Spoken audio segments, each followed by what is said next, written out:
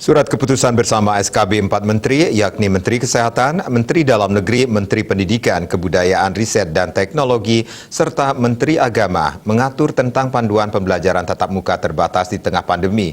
Ada sejumlah hal baru yang tertuang dalam SKB ini, salah satunya tentang vaksinasi pendidik dan tenaga kependidikan (PTK).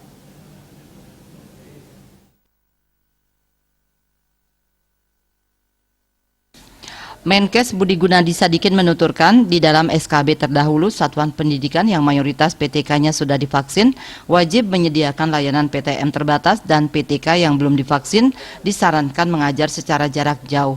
Hal tersebut kini dipertegas agar kesehatan dan keselamatan warga sekolah lebih terjamin, yakni PTK harus sudah divaksin. Kini cakupan vaksinasi PTK mempengaruhi jumlah kapasitas peserta didik yang mengikuti PTM terbatas. Selain itu, untuk mengajar PTM terbatas, PTK harus divaksinasi. Hal baru lainnya adalah tentang penghentian PTM terbatas jika ada temuan kasus konfirmasi COVID-19. Budi menjelaskan jika SKB terdahulu mengatur ditutupnya sekolah dan menghentikan sementara PTM terbatas paling cepat 3 kali 24 jam apabila ada temuan kasus konfirmasi COVID-19.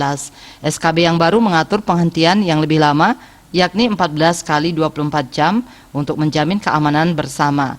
Penghentian PTM terbatas dilakukan jika terdapat klaster penularan COVID-19, angka positivity rate hasil ACF di atas 5%, dan warga satuan pendidikan yang masuk dalam notifikasi kasus hitam di atas 5%. Hal tersebut dapat terpantau dari dashboard yang dapat diakses sekolah dan pihak terkait. Apabila setelah dilakukan surveillance bukan merupakan klaster PTM terbatas atau angka positivity rate di bawah 5%, PTM terbatas hanya dihentikan pada kelompok belajar yang terdapat kasus konfirmasi atau kontak erat COVID-19 selama 5 kali 24 jam.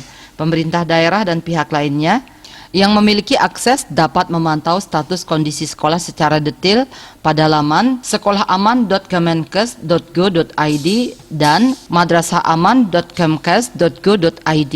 Bali Pos melaporkan.